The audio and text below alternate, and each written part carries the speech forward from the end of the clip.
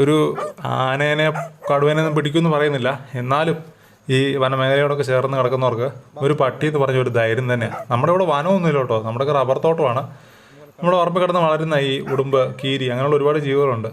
കഴിഞ്ഞ ദിവസം തന്നെ നമ്മുടെ അടുത്തൊരു അയലോക്കാരൻ്റെ കോഴിയുടെ തല മാത്രമില്ല, ഉടൽ മാത്രം കിടപ്പുണ്ടെന്ന് പറഞ്ഞു. അതിങ്ങനെയുള്ള ഏതെങ്കിലും ജീവൻ പിടിക്കുന്നതായിരിക്കും, കൂടുതലും കീരിയൊക്കെ അങ്ങനെ പിടിക്കുന്നത്.